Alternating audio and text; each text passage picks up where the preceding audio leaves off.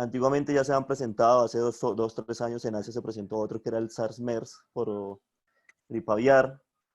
¿Por qué COP?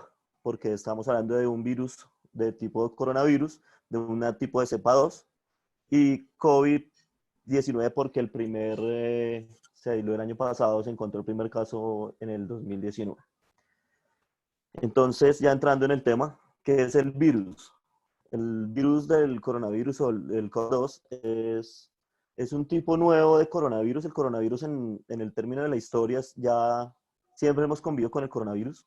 Se da mucho en picos respiratorios, como lo hay acá en Bogotá. Epidemiológicamente tenemos 2 picos respiratorios, que generalmente son en los meses de marzo y abril y de septiembre y octubre, con el virus sincitial respiratorio, que es el que nos da gripa a todos.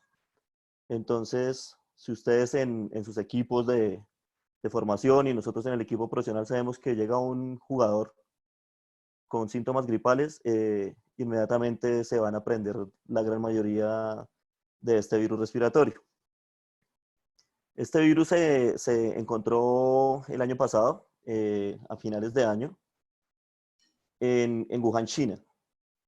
Y inmediatamente el virus se diseminó por todo el mundo. Hoy salieron en Francia unos jugadores, unos atletas que estuvieron a mediados de diciembre en Wuhan y dijeron que presentaron los síntomas respiratorios antes de que todo el mundo empezara con el tema de la pandemia. Entonces no sabemos si el virus ya venía de tiempo atrás y como inicialmente se planteó a nivel mundial, se manejó como una gripa. ¿Cuál es el problema de esto? La gran mayoría de los portadores somos asintomáticos. Los coronavirus son una familia gigante, gigante de virus, como lo son la influenza. Hacen parte de una familia que se llama los coronaviridae. Generalmente están diseminados por todo el mundo y lo que producen son infecciones respiratorias leves, moderadas y severas en animales y en hombres, como lo dije anteriormente, fue la gripe aviar hace muchos años en Asia. La foto podemos observar el virus en la microscopía electrónica, que ese ya pues todo lo conocemos a nivel mundial, todo lo que ha salido en las noticias. ¿Cómo se transmite? Entonces, ustedes han escuchado el término aerosoles. Entonces, este virus se propaga principalmente por el contacto estrecho de persona a persona, realmente menos de 1 metro y en exposiciones mayores a 10 minutos, de gotitas respiratorias que llamamos aerosoles, en el argot médico llamamos gotas de flush, de una persona que tiene el virus, o sea, una persona portadora. Estos virus generalmente algunas personas pueden presentar, otras personas no pueden presentar síntomas. Por eso es que hago la muestra de la foto. Y eso es lo que pasa con estas gotas de saliva que se vuelven aerosoles. Por eso es que tenemos que usar el tapabocas, para evitar el contacto con los aerosoles. Una persona estornuda, inmediatamente salen esas gotas de tamaños diminutos, quedan adheridas a la superficie. Se han comprobado incluso estudios de laboratorio que el virus puede quedar adherido a superficies por horas. ¿Cuáles son los síntomas? Todos los manejamos. Los más comunes son tos, fiebre, cansancio, congestión nasal, secreción nasal, disfagia, que es lo que llamamos dolor de garganta, cefalea, dolor de cabeza. Hasta ahí todos decimos es una gripe normal. Se ha encontrado en pacientes jóvenes, generalmente adolescentes y adulto joven, que puede cursar con síntomas gastrointestinales. Entonces era una cosa que hasta hace un mes decíamos son síntomas eminentemente respiratorios y ya nos damos cuenta que tiene un comportamiento gastrointestinal. Eh, Incluso hay unos casos que se han reportado en Estados Unidos de muchachos, incluso niños que hacen rash cutáneo, como si fuera una reacción alérgica. Y el más grave de todos, pues, es el síndrome de dificultad respiratoria. ¿Qué es lo que preocupa de acá? La gran mayoría de todos los pacientes son asintomáticos, sobre todo los adolescentes, los adultos jóvenes. Los niños pueden cursar con síntomas catarrales o síntomas gripales normales, respiratorios altos que llamamos nosotros, pero los niños son lo que llamamos son vehículos transportadores de este virus. Por eso es que los niños, los primeros que se ordenó cuando se ordenó el confinamiento fue aislar a los niños y suspender las clases. Las medidas de prevención, como dice la Organización Mundial de la Salud, No estornude, no tosa en su mano, estornudar siempre o toser en el pliegue del codo. No tocarse las manos, perdón, no tocarse la cara. ¿Por qué no? Porque uno toca la superficie, se toca la nariz, se toca los ojos y se inocula uno mismo el virus. Entonces, lo ideal es acá eh, no tocarse la cara. Esto que está diciendo es debatido, incluso la Asociación Colombiana de Infectología dice que no usar tantos guantes, porque desincentivamos el lavado de manos. Lo que tenemos es que usar nuestro tapabocas convencional, en lo posible no usar el N95, ya que el N95 es el que requerimos nosotros en los servicios asistenciales. Guantes solamente cuando usted esté en la calle, no use todo el día los guantes porque eso, tras de que es un poco sucio, esos guantes se ponen de todos los colores y no, lo que tiene que hacer uno es lavarse las manos. Lo que se ha hablado hasta el cansancio, mantener distanciamiento social, generalmente más de 1.5 metros, lavar las manos y permanecer en casa, como observamos, es lo que dice. En el otro lado, observamos la técnica de lavado de manos. Hoy es el Día Mundial del Lavado de Manos.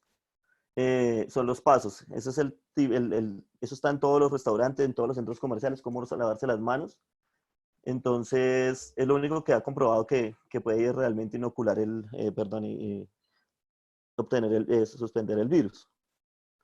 Tratamientos, no hay. No hay vacuna hasta el momento, no hay medicamento específico contra el COVID, que sale el doctor y dijo que hipoclorito de sodio, que peróxido de sodio. No, hasta el momento no tenemos un tratamiento definido. ¿Qué hacemos el tratamiento? El tratamiento es dirigido a los síntomas. Entonces, no salir a comprar los antirreumatideos, no salir a comprar la cloroquina, no comprar la hidroxicloroquina, porque esto produce alargamientos en el trastorno del corazón y puede hacer un bloqueo y el paciente puede resultar con un marcapasos en el servicio de urgencias. Entonces, no automedicarse. Manejar los síntomas cuando tengan malestar general, administración de medicamentos de acetaminofén, hidratarse lo que refieren y llamar a los servicios de salud que están según las APS o las IPS que tenemos cada uno de nosotros. Entonces, no hay vacunas, no hay tratamiento que cure el coronavirus. Complicaciones, las que ustedes se puedan imaginar, al sistema nervioso central. Tenemos convulsiones, delirium se ha visto mucho en adulto mayor, alteración del estado de la conciencia. Como en la primera diapositiva decía, esto es un virus eminentemente respiratorio, produce neumonía viral con conversión a neumonía bacteriana, síndrome de dificultad respiratoria del adulto, que es lo que llamamos el SRA. Es muy grave, generalmente un paciente adulto o un paciente joven en SRA la mortalidad es superior al 70%. Sepsis de origen pulmonar, complicaciones renales, tenemos la insuficiencia renal aguda, pacientes que deterioran su función renal y pueden terminar en terapia de reemplazo renal, tipo diálisis, hemodiálisis o diálisis peritoneal. Paciente séptico desemboca en una falla orgánica multisistema o falla orgánica múltiple que llamamos y la muerte. Complicaciones a nivel pulmonar en la placa de la mitad que observamos es una placa de tórax completamente normal. En la que dice PORT, es una placa portátil de un paciente, el mismo paciente. Notamos la diferencia, como ya la placa en los campos pulmonares están completamente invadidos por unas consolidaciones pulmonares que llamamos una neumonía. El paciente entró con placa de tórax normal, la placa de la mitad, placa de tórax normal, síntomas respiratorios, 2 días de evolución, neumonía. En la imagen de la izquierda es un TAC de tórax con ventana para pulmón. Entonces, lo que yo quiero es, vamos a ver una imagen sugestiva de vidrio esmerilado, no sé si ustedes lo han visto en las vidrierías y todo, así es como el pulmón se daña con el coronavirus. Esa es una imagen de un paciente que tuvimos real en el servicio de urgencia donde estamos en este momento manejando los pacientes COVID.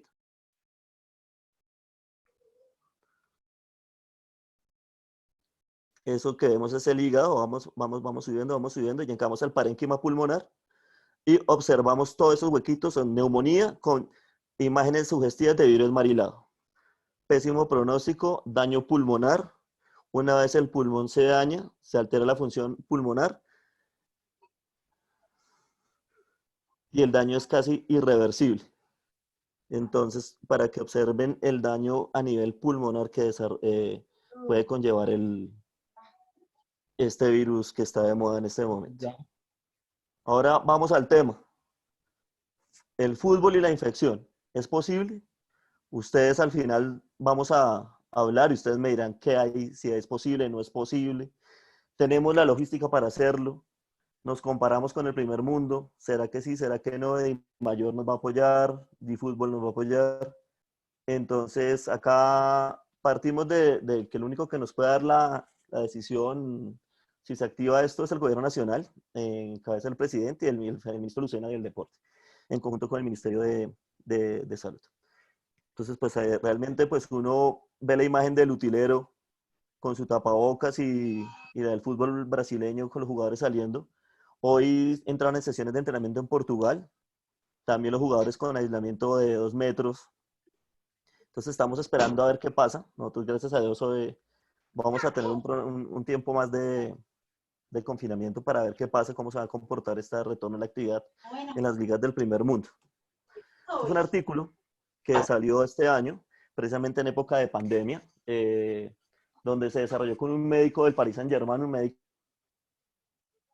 del Inter de Milán y un grupo de ortopedistas y deportólogos del Hospital de Doha en Qatar. ¿De qué trata? Ellos al final dicen, no queremos crear controversia, usted lo puede asumir como usted quiera, son unas recomendaciones que se le dan. Son las recomendaciones para que los jugadores hagan un entrenamiento en casa durante la época de confinación, perdón, de confinamiento.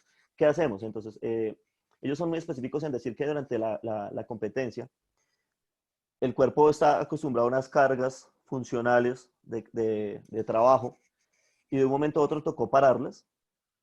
Entonces, esto conlleva unos daños que en algún momento pueden ser reversibles en el jugador. Partimos de un principio. El jugador acata las órdenes del preparador físico. El jugador se entrena como lo recomienda el preparador físico. Con esto, si se sigue al pie de la letra, dice que se puede disminuir el índice de lesiones porque es prácticamente como parar, volver a una pretemporada y reiniciar en tiempo muy corto, conllevando con eso a lo que es la pérdida pulmonar, la pérdida cardiovascular, la pérdida muscular, pérdida de la fuerza, incluso todo este trabajo pues, puede conllevar en los que de tipo muscular o subarticular que nos puedan desembocar a los departamentos médicos de los diferentes equipos. Entonces, ¿qué dicen ellos? El mantenimiento de la capacidad física es un requisito fundamental. Toca trabajar a los jugadores, que sigan trabajando, que sigan trabajando, que sigan trabajando. Toca mantener un buen nivel de potencia aeróbica y fuerza muscular. Es fundamental en el jugador. Amateur, jugador profesional, jugador élite. Mantener un buen nivel de potencia aeróbica y fuerza. Es lo que tenemos que manejar.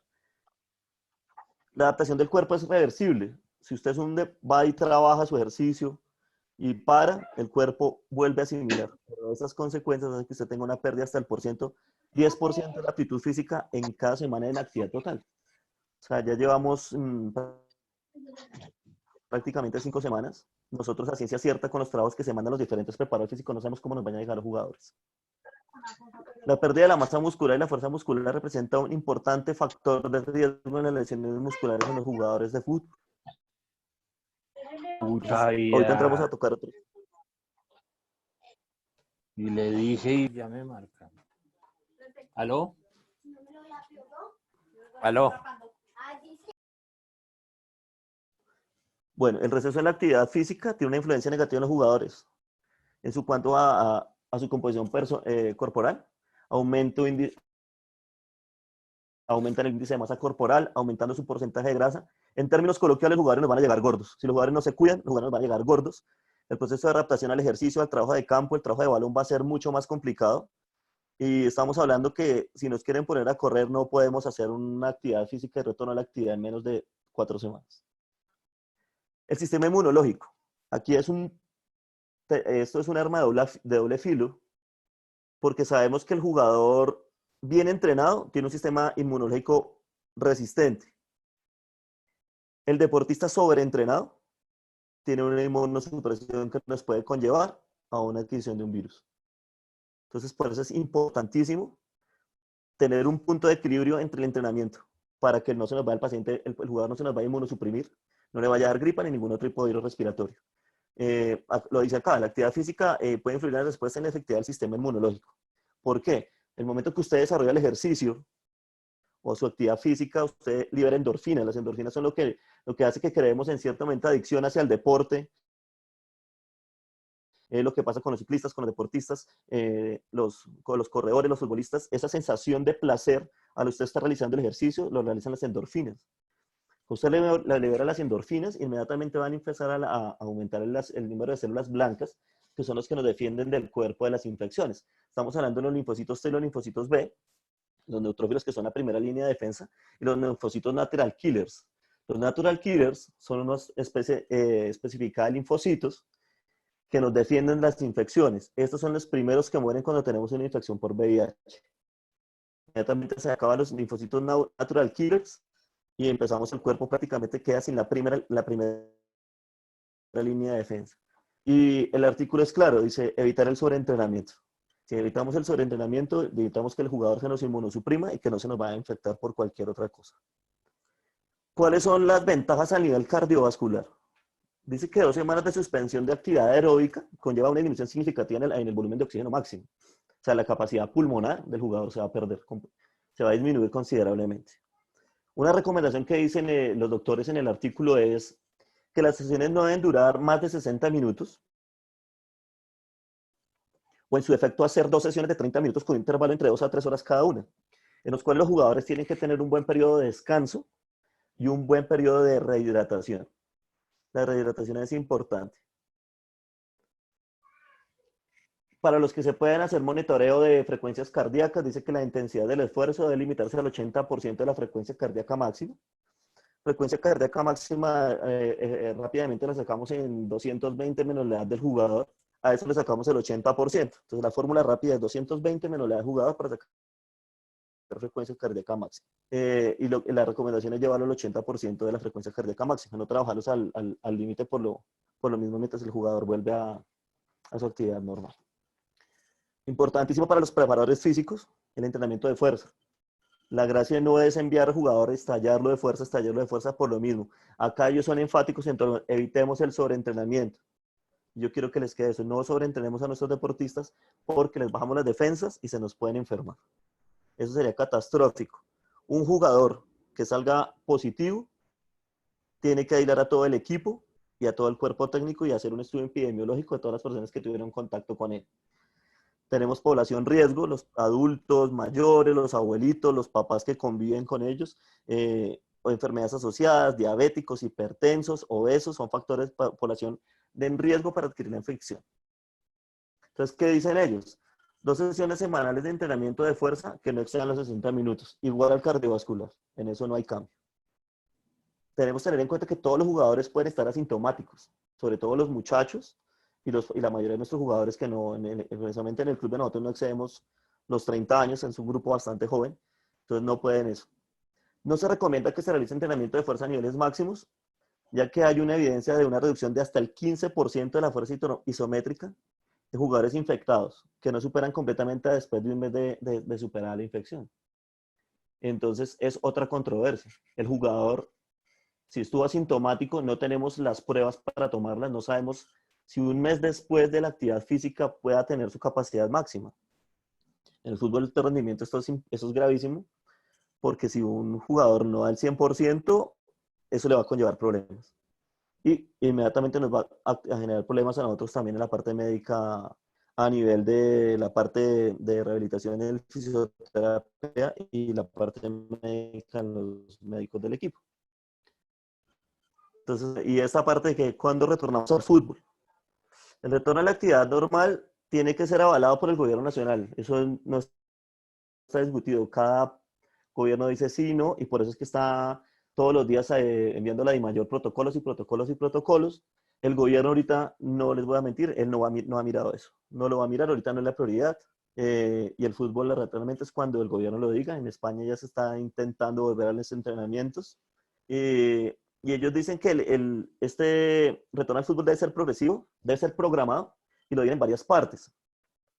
La parte preliminar es la que estamos en este momento. Es todo lo que estamos hablando y lo que el artículo nos dice. hacer trabajos individuales, el preparador físico individuales a sus deportistas. Ustedes los conocen la parte del biotipo, su parte de resistencia, su parte de fuerza, su parte aeróbica. Enviarles sus trabajos a sus casas. Eso es, enviémosles sus trabajos individual. Estamos en este momento fase preliminar y no hemos salido de eso. Estábamos en fase preliminar en confinamiento. Pasamos a la siguiente parte, que es la fase del entrenamiento individual. Dice que máximo 2 jugadores en un gimnasio o en una cancha, con distanciamiento máximo de mayor a 2 metros, y se pueden realizar trabajos de fuerza en gimnasio.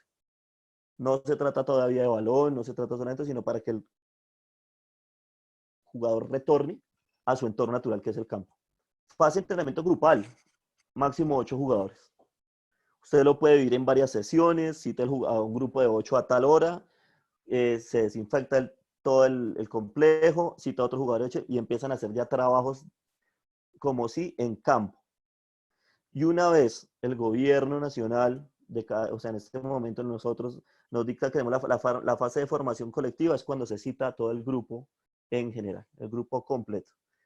Entonces, como nos podemos dar cuenta, todavía nos faltan 3 pasos grandísimos para poder retornar a la actividad física. En este momento estamos, vuelvo y lo repito, fase preliminar del retorno al fútbol. Traigo acá, hay varios protocolos, aquí los 3 importantes, el de la Federación Española de Fútbol, Federación Italiana de Fútbol y el de nosotros. ¿Qué dicen los españoles para el retorno a la actividad? Ellos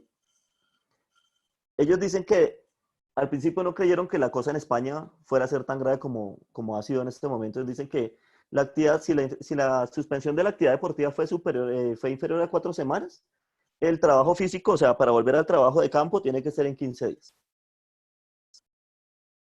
En que caso en que el confinamiento prolongue entre 4 y 6 semanas, el periodo mínimo aumentará a 21 días.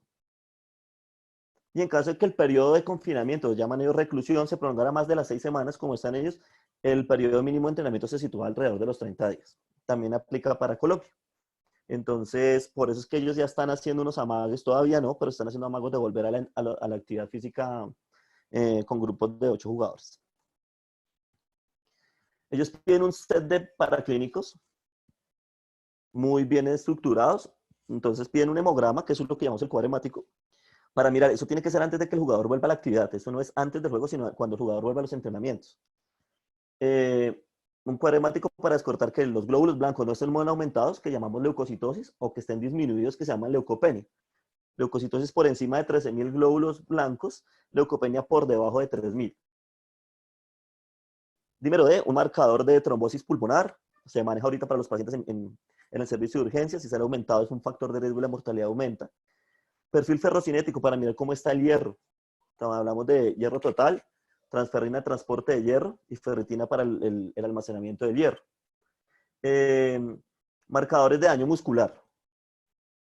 Si bien los jugadores tuvieron una rutina en casa, tenemos que tomar unos exámenes que son la CPK, que son marcadores de músculo, y troponina, que indirectamente también nos puede mirarle el corazón. Niveles de vitamina D.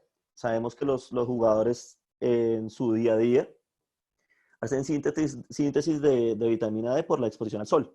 Esta no exposición al sol y al confinamiento pues aplica más para Europa, pero acá también podemos tener hipovitaminosis de vitamina D por bajas concentraciones de sol. Todos los jugadores, como les mostraba al principio, deben tener una placa de tórax, una espirometría, que es lo que llamamos una curva flujo-volumen, en la cual el paciente se le pone a soplar, se le dice tome aire y bótelo todo para mirar cómo está su capacidad pulmonar. Les recuerdo, como vimos en el TAC de tórax, que una vez el pulmón se daña, la función también se daña. La prueba de esfuerzo para mirar cómo está el componente cardíaco pulmonar. Se coloca al jugador con unos electrodos conectados a un electrocardiograma, a una banda de marcha. Se le aumenta la velocidad de la pendiente hasta generar un estrés metabólico para mirar si el jugador puede llegar a presentar disnea, que es la dificultad respiratoria, o dolor torácico. Gases arteriales para mirar cómo estamos en el componente pulmonar. Electrocardiograma de 12 derivaciones, que es el que se toma normalmente en todo lado. Y prueba rápida para coronavirus y repetir a las 2 semanas. Más o menos, a ojo de buen cubero, esto vale por encima del 1.000.000 de pesos.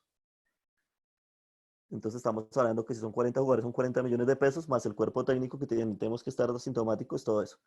En el cuadro de la derecha, tomamos los anticuerpos, somos las inmunoglobulinas, que son cuando tuvimos exposición o tuvimos, si tenemos una infección activa o tuvimos contacto con infección. Entonces acá ellos hagan un cuadro mucho que si le toman las dos inmunoglobulinas, ya sea la G y la M, y el paciente está asintomático, puede entrenar. Por eso les digo, estas pruebas toca tomarlas antes de que los jugadores vuelvan al campo. Si la PCR es negativa y el jugador está asintomático, no entrena. Y tiene que volver al aislamiento y volver a tomar la prueba en una semana, máximo 2. Si los jugadores tienen la inmunoglobulina M, ¿qué significa eso? Que tuvimos contacto en algún momento con la infección. Posiblemente si yo me tomo una, me puede salir la IgM positivo. Y si el jugador está asintomático, el jugador tiene que entrar en cuarentena. Puede estar asintomático. Entonces el jugador no entrena. A este no se le da el chance de las 2 semanas, no entrena. Y si la PCR es positiva, nada que hacer. El jugador vuelve a la cuarentena. Lo que le digo, acá el contacto es gravísimo porque los jugadores están pegados todo el tiempo. Los jugadores no se lavan las manos, los jugadores escupen todo el tiempo y todos están en grupo. Entonces nunca es un jugador aislado. Esto nos va a complicar aún más, mucho más la vuelta a la actividad física. ¿Qué dicen los italianos? Tienen unas partes muy similares a las partes españolas. Dicen que lo que buscan ellos es que las primeras 2 semanas de entrenamiento, máximo 3, en los cuales todos los jugadores deben estar completamente con pruebas si están asintomáticos. Es bastante riesgoso. Entonces, ¿qué dicen ellos? Ellos tienen un protocolo. Entonces dicen ellos, ¿qué hacemos? En la primera parte, entonces hacemos una evaluación clínica de los jugadores, están igual con los españoles, hacer un test de molecular, que son todos los test serológicos que le hacen a la PCR, que llamamos ahorita para COVID. En una semana volver a repetirlos. Eso tiene que aplicar para jugadores y cuerpo técnico. Después pasamos al trabajo ya en el club. ¿Qué hacemos en la cancha? ¿Qué hacemos en el gimnasio? Distancia de 2 metros.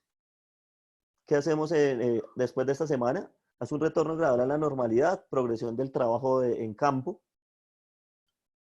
En los camerinos, mantener el aislamiento de 2 metros y a la semana igual. En la parte de los departamentos médicos, mantener el paciente como si estuviera infectado. 2 metros, manejar nosotros en el personal médico, siempre tener tapabocas, guantes, gafas, todos los elementos de protección personal. Y a la semana igual. Salas de reuniones, ¿qué es lo que dicen ellos? Tratar de hacer grupos pequeños y distancia entre 2 metros. Tratar de hacer eso, entonces dicen ellos en el artículo de los italianos, mandarle los videos a los jugadores a sus casas. No sé si los jugadores lo vean, no sé si tengan la concentración. ¿Qué hacer después? En el restaurante, en los hoteles y en los partidos. Y eso ya lo tocamos ahorita con el tema del protocolo colombiano. Mantener la distancia a 2 metros, mantener hoteles, habitaciones individuales y toda una logística para un traslado a un partido. Conclusión, los jugadores deben también tener pruebas serológicas y de orina, ellos sí tocan la orina, para jugadores similar al protocolo español. Importante que lo que dicen ellos, mantener distanciamiento social de más de 2 metros entre jugador y jugador o jugador y miembros del cuerpo técnico. Ahora vamos a lo que presentaron la DIMAYOR. Este ya es el de nosotros, el que adoptamos nosotros. Este protocolo poco a poco va diciendo desde que usted vuelve al entrenamiento hasta que usted vuelve al partido a puerta cerrada y hasta que usted vuelve a la actividad normal. Entonces ellos dicen que para un partido usted tiene que mandar un listado de 44 personas que harán parte del retorno a los entrenamientos en la competencia oficial, certificado de prueba de coronavirus para todos, 72 horas antes del inicio del primer entrenamiento. Dicen que lo da la DIMAYOR. Nosotros tenemos un grupo más o menos de 30 jugadores, más tomando todo el cuerpo técnico son 10, son 40 pruebas. Entonces, y repetir, ¿no? Tenemos que tener ahí un certificado de limpieza y desinfección por una empresa tercerizada en todos los sitios del centro de entrenamiento. Lista de equipamiento, utilizarse en los primeros días de entrenamiento, 15 días antes de los primeros días 15 de entrenamiento. Certificado de instalación de cabina de desinfección. Pues yo lo veo una utopía. Lavamanos de pedal, como el que se maneja en salas de cirugía, para que usted no tenga contacto con las llaves, con las manos para que no se infecte. Planillas diarias de seguimiento de aseo y desinfección. Planillas de lavandería. Pruebas de laboratorio de COVID-19 otra vez 15 días después de la primera y después del primer entrenamiento. Y ellos sacan acá un checklist que es muy chistoso. Ellos dicen que la vienen en 4 fases. La fase 0, que es la preparación con rutinas en casa y sesiones individuales, que es lo que en este momento se ha venido trabajando. La fase 1, entrega listados por parte de los clubes. O tenemos que enviar un listado a la DIMAYOR y el club nos pone una sede para hacer las pruebas. Entonces dice que los jugadores pueden llegar en su carro o los jugadores pueden, se le toma la prueba en el carro y se va. Y tenemos que ir un grupo, o la otra opción que plantean es que los médicos de los equipos tenemos que ir a las casas de los jugadores a tomarles las pruebas. Si alguna prueba necesita positiva, pues volvemos al aislamiento. La fase 2, que es la fase de adecuación en sedes y la ropa del equipo. Desinfección completa de las áreas de entrenamiento, instalación de cabinas de desinfección, ropa estéril, tapabocas, gel antibacterial, guantes para 15 días.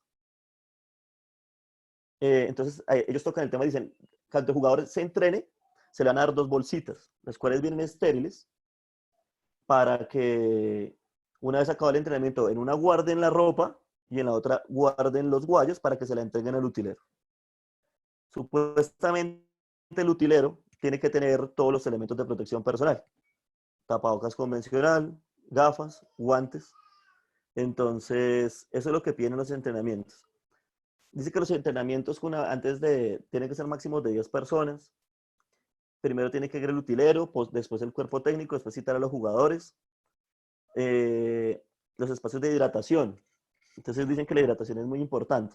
Totalmente de acuerdo, pero dice que se le tiene que garantizar a cada jugador su hidratación personal, con distanciamiento en 2 metros, otra vez a lo mismo, pero que los jugadores no se pueden compartir su hidratación. Nosotros lo hemos trabajado hasta el cansancio, los jugadores se comparten la hidratación. Entonces, ¿qué dicen? Todos los jugadores y el personal del cuerpo técnico deben usar gafas, tapabocas convencional y guantes en los viajes, hoteles y traslados al estadio. Entonces dicen que nos van a dar 45 tapabocas, 45 pares de gafas, 45 pares de guantes y gafas. Y con eso tenemos que hacer los viajes en los buses, distanciamiento por un jugador por fila de sillas, la concentración tiene que ser, cada jugador tiene que dormir en una habitación personal, tienen que comer en la habitación. Dicen que tenemos que limpiar el celular con un pañito desinfectante, lo dice el protocolo, no lo digo yo, lo dice el protocolo de mayor. La verdad nunca he visto un jugador limpiando el celular con un pañito húmedo desinfectante. Lavado de manos cada 2 horas.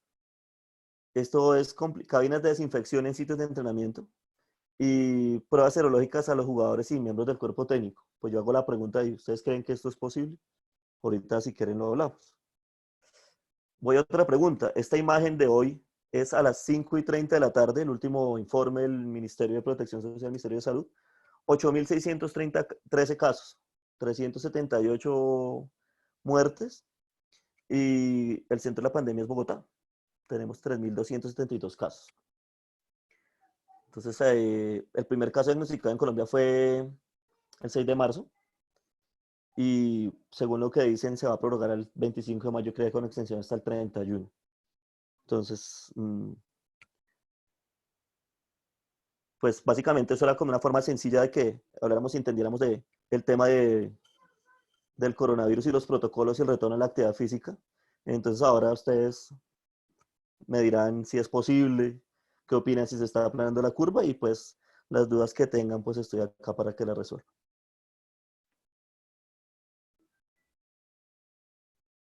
Bueno, Doc, no, en primer lugar, agradecerte.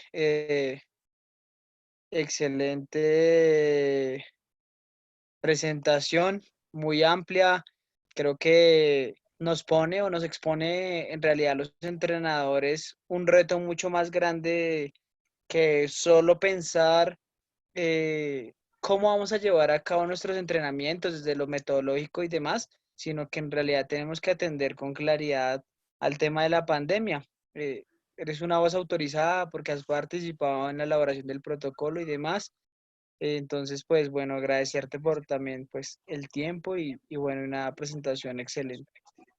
Entonces, a No, pues partir de ahora muchísimas vamos gracias. a dar espacio para que ustedes nos hagan sus preguntas en el chat. Cuando el Y micrófono está nosotros rojo. le vamos abriendo el espacio para que puedan preguntar. Listo, entonces vamos a arrancar con la primera pregunta. La hace Diana María.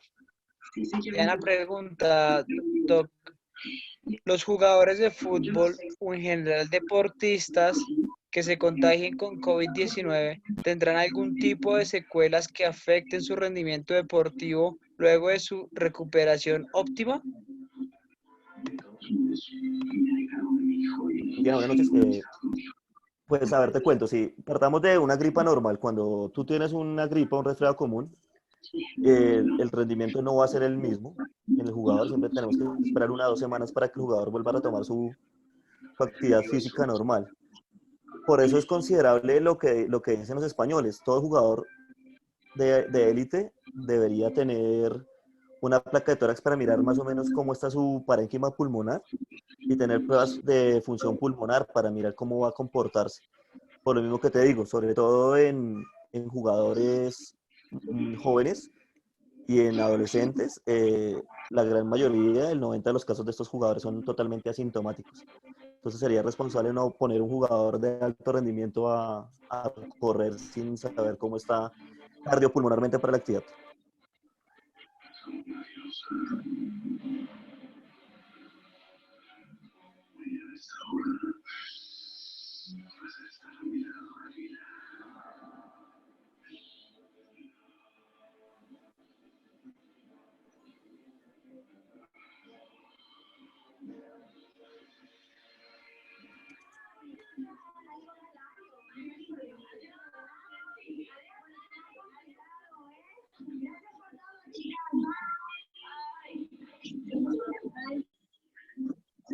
Profe, no sé si tengas más preguntas o alguna otra duda que tengas.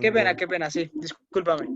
Es que tengo acá un pequeño problema. Entonces, Walter Vega Jiménez pregunta, en primer lugar te envía un saludo y en segundo lugar dice, eh, para fútbol formativo existe un protocolo. ¿Qué tan lejos estamos de volver al fútbol formativo? Walter, buenas tardes. Sinceramente, no, si tú te das cuenta, el protocolo lo sacaron es para torneo liga y torneo femenino. Eh, si tú me preguntas que ahorita qué pasa con el fútbol formativo, tenemos que son grupo de población riesgo por lo mismo que son vehículos transmisores de la infección, ¿no? Los niños y los adolescentes son los transportadores, los vectores de esta infección. Yo consideraría que en el momento no es prudente iniciar la actividad competitiva con el proceso formativo. Y si no, pues toca seguir las recomendaciones que no a nivel de exámenes ni de logística, pero por lo menos las recomendaciones de enviarles a los niños unos trabajos para que lo desarrollen en su casa y poco a poco ir volviendo a la sesión de los entrenamientos una vez lo vale el gobierno nacional.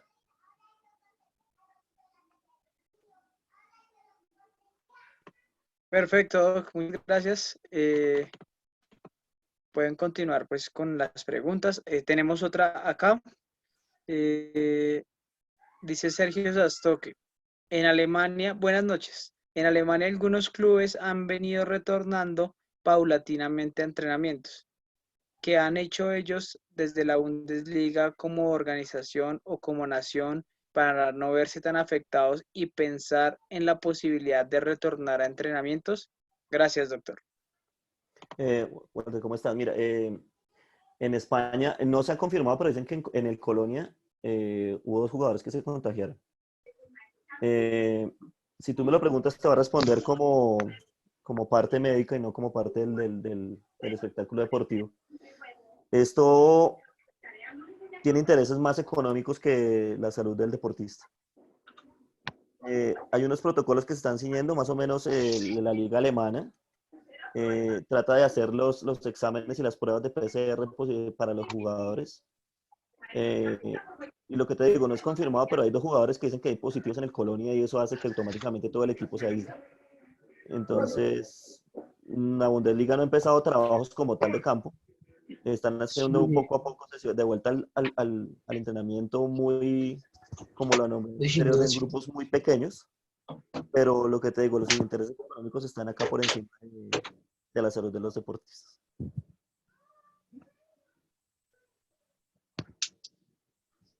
Bien, Doc, muchísimas gracias.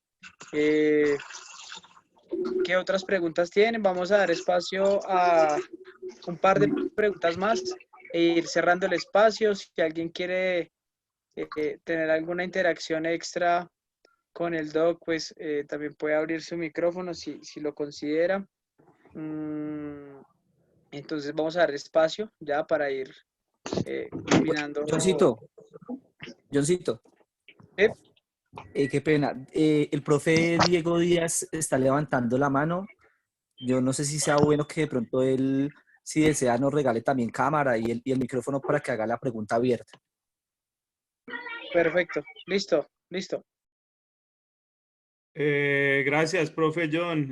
Bueno, un saludo para todos, Doc. Un abrazo, pues, desde la distancia, tiempo sin hablarnos, sin vernos. Espero, pues, se encuentre bien con la familia y demás, y pues agradecerle por la labor que está haciendo usted y todos sus colegas, ahorita en ese momento tan difícil.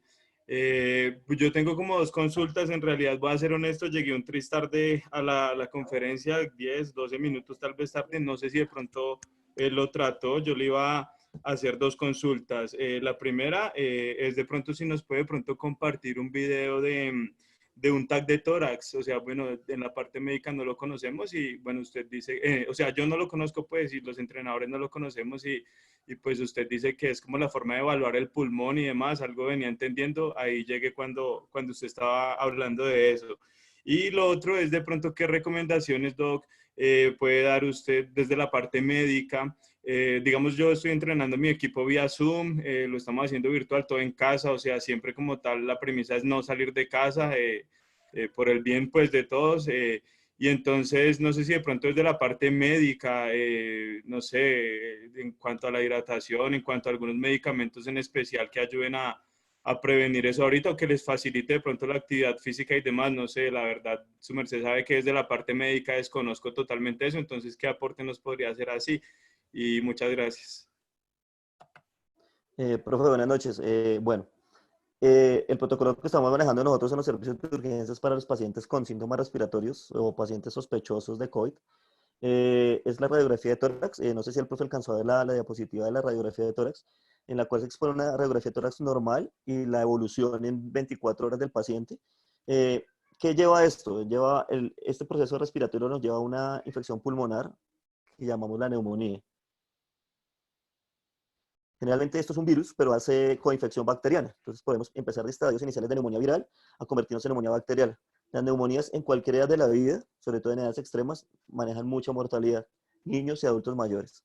Eh, entonces, inmediatamente el paciente presentaba un deterioro respiratorio, tomamos un TAC de tórax que llamamos un TACAR, que se llama TAC de tórax de alta resolución, en lo cual ¿qué hacemos? Buscar tratar de evaluar el parénquima pulmonar. Entonces, por eso les hacía, nosotros llamamos eso semiológicamente en radiología, imagen en vidrio esmerilado. Es como en los vidrios antiguos que se ven como esos huequitos en el vidrio. Eh, Eso es que el pulmón, para que usted me entienda, quedó con unas cicatrices y eso nos puede producir una hemorragia alveolar. Entonces, acá le voy a mostrar con entonces, bueno, esto es una placa de tórax completamente normal, está la tráquea, vemos la columna de aire, este es el botón aórtico, el ventrículo izquierdo, la aurícula derecha, y esto que observamos acá en negro son los pulmones, lo que llamamos la transparencia pulmonar, hígado, cúpula gástrica, y aquí se aloja el estómago. Esto que vemos acá son los ángulos costodiafragmáticos, y esto es una placa completamente normal. Ahora miremos la evolución. Esta paciente aguantó y esta es portátil. El paciente ya está deteriorado. Vemos la misma columna de aire, pero mire que ya se borra la transparencia cardíaca. ¿Por qué? Porque todo esto que observamos acá y acá es una neumonía. sea, tienen ambos pulmones y la llamamos una neumonía multilobar. Si usted nota el espacio que hay acá, ya no lo tiene acá. Tiene agua y eso se llama un derrame paraneumónico. Por la misma infección, el pulmón está botando agua y eso es líquido purulento, para que me entiendan. Inmediatamente se lleva a tórax, ataque de tórax, esto es una vértebra cervical. Y esta es una imagen, un video que tomamos del paciente. Entonces acá observamos cómo vamos subiendo, este es el hígado. Acá observamos ya cómo se empieza a ver las vasos pulmonares y aquí empezamos a ver el parénquima, ¿sí lo ve? Esto es todo vasculatura pulmonar, estos son la consolidación, o sea, la neumonía que se ve en la placa, y todos estos huequitos es lo que llamamos imagen de vidrio esmerilado. Eso es de mal pronóstico pulmonar. La mortalidad cuando un paciente presenta esto es altísima.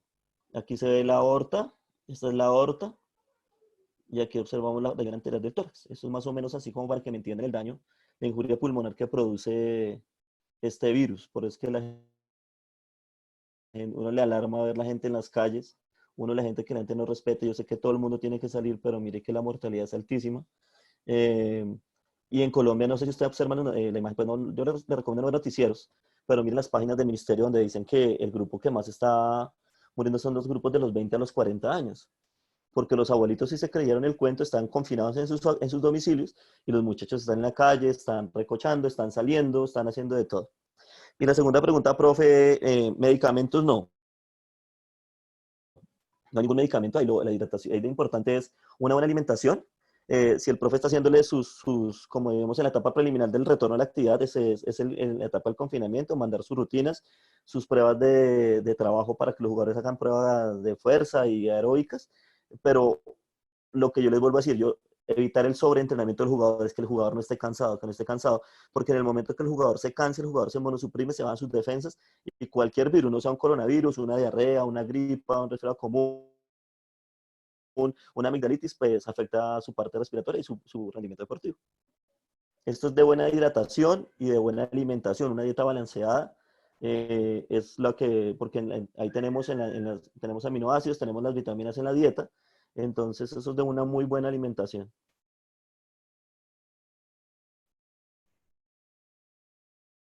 Gracias, Doc, muy amable. Vale, profe, un abrazo. Listo, bueno, vamos a dar espacio, gracias a la intervención del profe, a la aclaración del doc, espacio a dos preguntas para cerrar. Nos pregunta, bueno, si me regalara el nombre, bueno, dice, buenas noches. Perdón, doc. Buenas noches, doctor. En el caso de las mascarillas, ¿se recomienda tanto en el nivel formativo como profesional? Como vimos en imágenes al inicio de la conferencia, ¿qué tanto afectaría la mascarilla a los entrenamientos por el hecho de dificultad de respirar? Gracias. Bueno, completamente de acuerdo contigo. O sea, no sé si ustedes han caminado con un tapabocas y los que han tenido que usar el tapabocas N95, eso hace un sello acá impresionante. Usted no lo deja ni inspirar ni expirar bien. Ahora, al momento de usted realizar el ejercicio físico, realizar la hiperventilación, la respiración no va a ser la misma, el jugador se va a cansar. Es aprender a respirar con un tapabocas, o sea, como dicen ahorita, salir a hacer ejercicio con tapabocas, salir a trotar con tapabocas. En el momento que usted esté trotando, usted tiene que escupir, eso es fisiológico. En el momento que usted escupe, esto lanza los aerosoles como la imagen del estornudo y ahí está el virus. No estamos hablando que tenga virus, puede tener un resfriado común, puede tener un rinovirus, puede tener un Haemophilus influenza, que es la gripa normal. Entonces, pues, yo por eso lo veo complicado. Por eso yo les decía, ¿ustedes creen que esto es posible tan fácil? Pero estoy completamente de acuerdo contigo, respirar con un tapabocas y mucho más en la actividad física es muy complicado.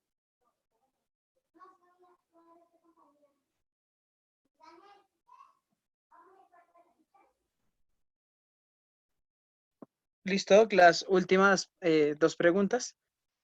Bueno, buenas noches. Nos pregunta Diego Vázquez, ¿los jugadores que superan el COVID después del periodo de recuperación pueden contagiar a sus compañeros o después de este periodo su salud puede recaer de nuevo? Gracias. Bueno, no sé si ustedes han escuchado el tema del muchacho de la Juve, el argentino. no se me acuerdo cómo se llama. Le han hecho 4 pruebas y el chino está asintomático y las 4 pruebas le han salido Dybala. positivas. Paulo Dybala. ¿Qué es lo que nos asusta? Que esto no ha creado una inmunidad. O sea, si a mí me dio ya no me vuelve a dar, eso no se ha comprobado. Paulo Dybala está confinado, le hacen los test, como decimos, se le hacen la prueba positiva, 15 días de confinamiento, segunda prueba positiva, el chino dice, a mí no me duele nada, tercera prueba positiva, cuarta prueba positiva. Él porta el virus y es asintomático. En el momento que este muchacho se hubiera filtrado, seguramente en el contacto del saludo, del abrazo, del gol, del entrenamiento y todo, iba a contagiar a todo su grupo de compañeros. Y ahí va desde el jugador hasta el utilero. Entonces, porque como esto es un deporte de grupo, siempre estamos en grupo, cuando llega el grupo de la oración, el abrazo, cuando le hace el gol todo el mundo se abraza. Entonces, un jugador que es, de hecho la legislación lo dice, si un jugador o una persona oculta la presencia de un síntoma, es considerado una falta gravísima y puede ser sancionado por la DIMAYOR en la parte deportiva y puede ser sancionado por la Fiscalía porque está incitando a temas de salud pública. Entonces, el tema es complicado. Entonces, por eso te digo, todos los jugadores a nivel competitivo ya que cuando vuelvan a la actividad física deben tener pruebas serológicas negativas para que todos puedan volver a la actividad física.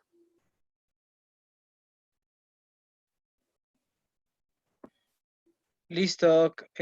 Con eso llegamos a la última pregunta.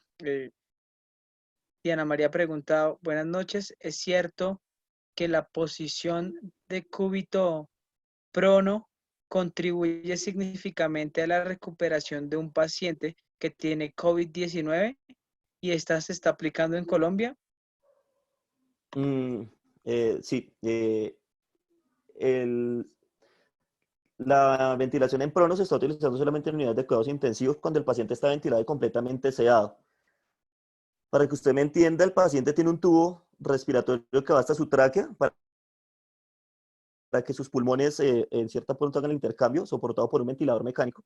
Y lo que ha hecho es que el paciente siempre está boca arriba. En el momento que usted lo prona, lo está acostando. Entonces usted lo está dando boca abajo con el tubo metido. Se está haciendo en Colombia. De hecho, en la unidad de cuidados intensivos de la unidad de nosotros tenemos 3 pacientes pronados.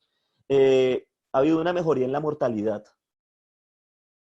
Pero, como te digo, pronar un paciente es complicado. Tiene que estar monitorizado todo el tiempo. Tiene que estar vigilado por el tema de la aparición de las zonas de presión. Pero sí hay unos estudios del New England Journal of Medicine donde dice que la ventilación en prono mejora la mortalidad, el impacto de la mortalidad por COVID-19. Y sí lo estamos usando.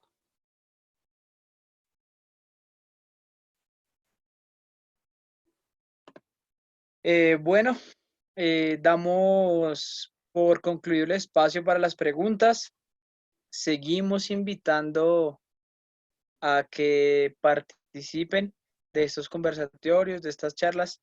El día de mañana tendremos un gran ponente al preparador físico del equipo campeón del torneo nacional sub-20 2019, el preparador físico Fabián Martínez, hablando sobre el control de la carga en fútbol formativo. Esto nos va a contribuir pues a todos.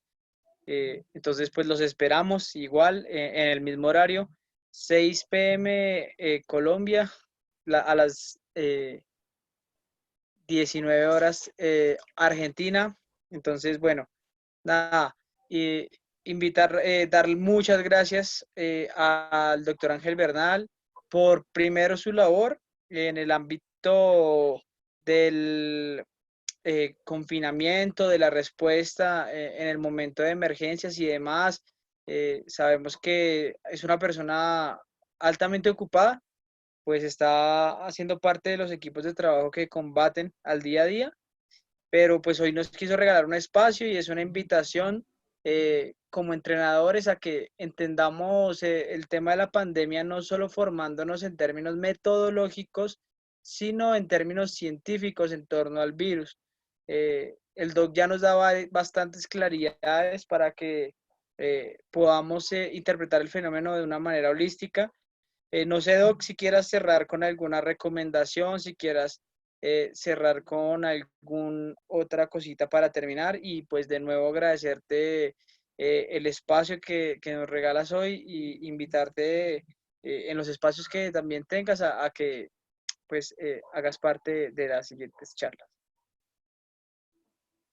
No, profe, muchas gracias. Yo los invito a que tengamos paciencia. Yo hablé con el cuerpo técnico, nosotros, eso fue después del partido contra Tuluá, que jugamos a puerta cerrada, y yo le dije, esto se va a demorar mucho. Eh, yo sé que todos queremos estar en el campo, yo sé que todos queremos estar jugando, haciendo nuestras actividades, ustedes como profes, nosotros que en la parte médica con Luis Calchón, que es mano derecha mía y un excelente profesional en el tema de la rehabilitación de los jugadores. Pero nos toca tener paciencia para que seguramente todos podamos estar contentos y abrazados en unos meses.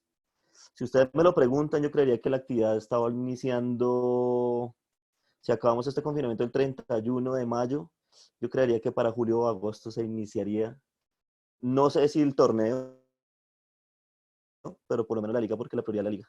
No creería que haya fútbol por estos momentos, no creería que el protocolo que se trabajó eh, para la DIMAYOR sea avalado por el Ministerio de Salud, ya que hay cosas que son prácticamente imposibles para equipos mal llamados chicos, porque no disponen de la logística, no disponen del apoyo económico para hacer eso, máquinas de cámaras de desinfección, laboratorios ahí, eh,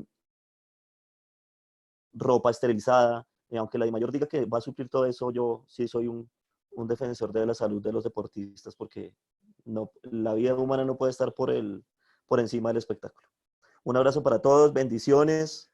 Cualquier pregunta, el profe John tiene mi correo electrónico, me pueden escribir. Si necesitan las imágenes, se las puedo compartir. Si necesitan los protocolos, se los puedo compartir. Yo soy de los que digo que el conocimiento hay que compartirlo. Entonces, espero que les haya gustado la charla, les haya quedado algo claro, que no ha sido nada algo complicado, y estoy para servir lo que necesite.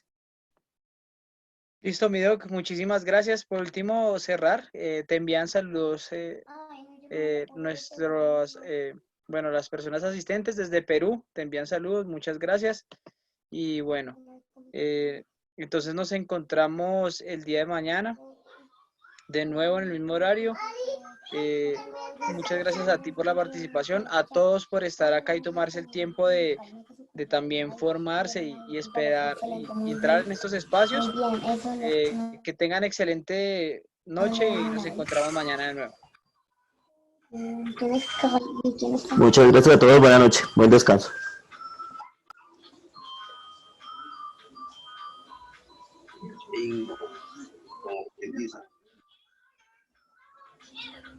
Mañana es